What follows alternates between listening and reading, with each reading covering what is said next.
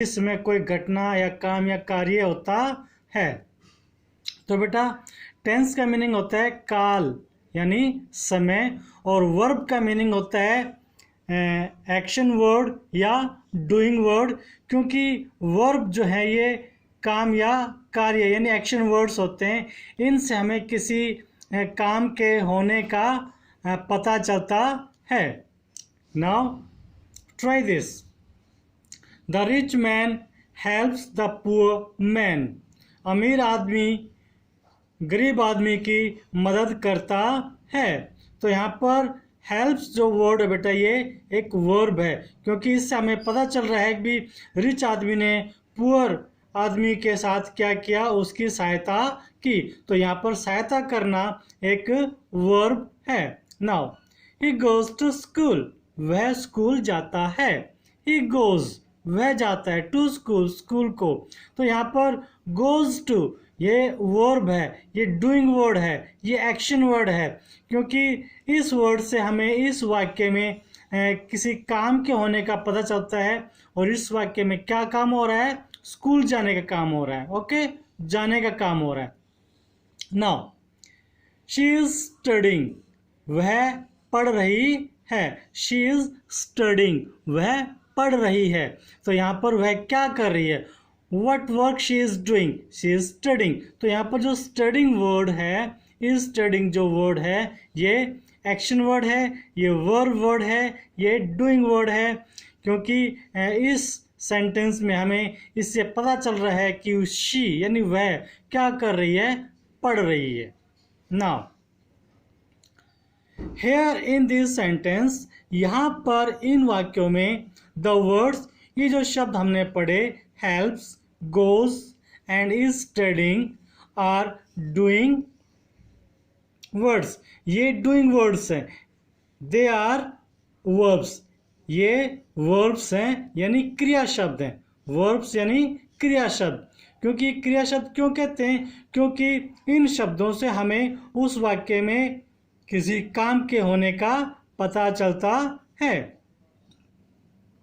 10 इस प्रकार। अब यहाँ पर वर्ब की डेफिनेशन देखिए बेटा। A verb is a word that show action.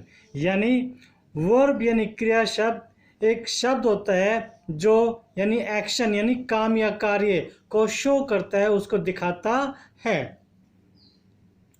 Verbs are doing and being words. जो वर्ब्स हैं वे क्रिया शब्द होते हैं।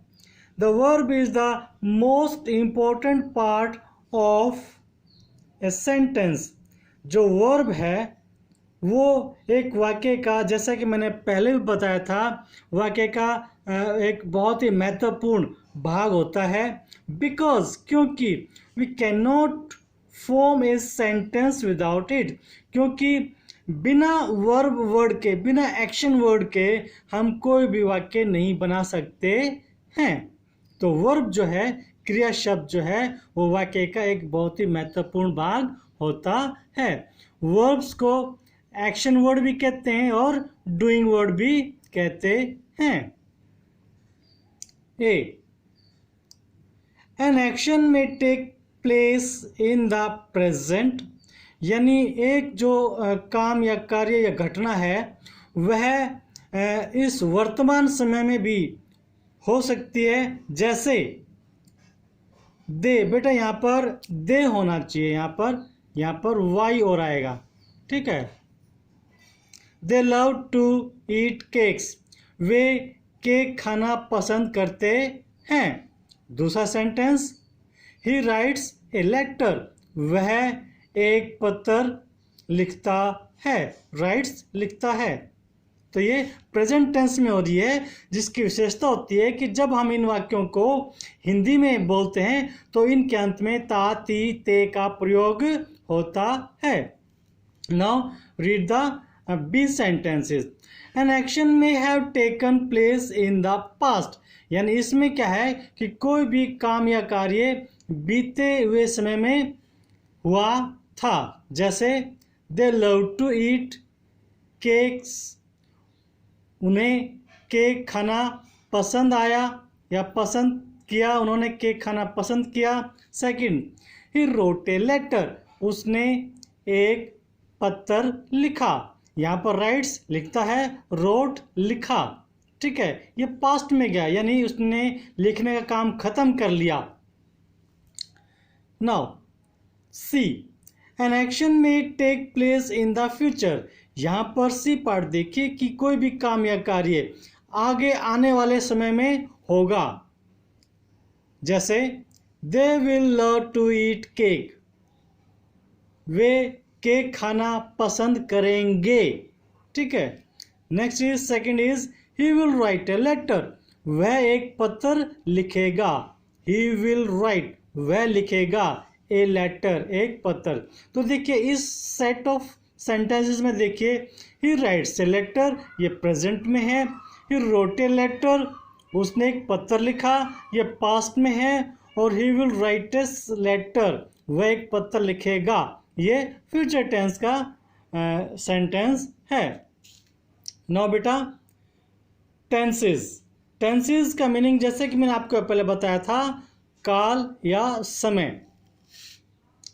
टेंस मीन्स, टेंस का मतलब है टाइम ऑफ एक्शन, यानी कोई भी काम या कार्य के होने या घटने का समय।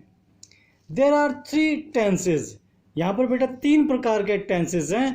पहला है प्रेजेंट टेंस यानी वर्तमान काल, दूसरा है पास्ट टेंस यानी भूतकाल यानी बीते हुए समय का समय, और थर्ड है फ्यूचर टेंस यानी भविष्य काल यानी आगे आने वाला समय।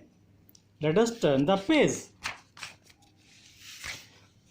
बेटा जी, ईच टेंस हैज 4 फॉर्म्स, ये जो 3 प्रकार के टेंस मैंने आपको बताए, प्रेजेंट, पास्ट और फ्यूचर, इनमें से प्रत्येक के 4 रूप हैं। जैसे प्रेजेंट टेंस है तो उसके 4 रूप हैं, प्रेजेंट इंडेफिनेट और simple tense, present continuous tense, present perfect tense, present perfect continuous tense. ऐसे ही पास्ट के भी 4 रूप हैं, पास्ट इंडेफिनेट और simple past, past continuous tense, past perfect tense और पास्ट परफेक्ट कंटिन्यूअस टेंस। और सेम फ्यूचर के भी 4 रूप हैं, फ्यूचर इंडेफिनेट और simple future tense, future continuous tense, future perfect continuous, future perfect tense और future perfect continuous tense. Forms of verb, बेटा अब ये जो वर्ब हैं हमारे इंग्लिश लैंग्वेज में, यानी क्रिया जो शब्द हैं, उनका एक बहुत ही विशेष महत्व होता है लैंग्वेज में। All verbs fall into some time frame, सभी जो क्रिया शब्द हैं वो एक विशेष समय के अंतर्गत यूज की जाती हैं। एवरी वर्ब हैज 3 फॉर्म्स, और प्रत्येक वर्ब के यानी क्रिया शब्द का के भी 3 रूप होते हैं। जैसे प्रेजेंट फॉर्म वर्ब का यानी जो फर्स्ट फॉर्म होती है, पास्ट फॉर्म जो सेकंड फॉर्म होती है, और पास्ट पार्टिसिपल फॉर्म जो वर्ब की थर्ड फॉर्म होती है। तो जो प्रेजेंट फॉर्म होती है उसको फर्स्ट फॉर्म कहते हैं वर्ब की जो पास्ट फॉर्म होती है उसको सेकंड फॉर्म कहते हैं, और जो वर्ब के पास्ट पार्टिसिपल फॉर्म होती है उसको वर्ब की थर्ड फॉर्म कहते हैं। Look at the following sentences, नीचे लिखे हुए वाक्यों को देखो। Let us read. She sings a song, वह एक गाना गाती है। यहाँ पर ये जो सेंटेंस आप देख रहे हैं ये प्रेजेंट टेंस में है, क्योंकि इसमें वर्ब के साथ एस या ईएस का प्रयोग होता है, और यदि सब्जेक्ट सिंगुलर में है तब, और यदि सब्जेक्ट हमारा प्लूरल में होता है तब वर्ब के साथ प्रेजेंट टेंस में वर्ब के साथ एस या ईएस का प्रयोग नहीं होता है। Second, she sang a song, उसने एक गाना गाया। यहाँ पर सिंग जो वर्ब हमारी उसकी पास्ट फॉर्म है यानी सेकंड फॉर्म है sang। She sang a song, उसने एक गाना गाया यानी पहले गाया था। And the third sentence is she has sang a song, उसने एक गाना गाया है।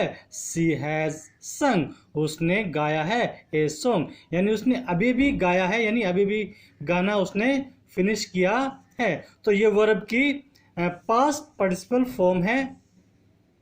बेटा जी, that's for today and tomorrow we will read some verbs and their forms. Thank you and have a nice day.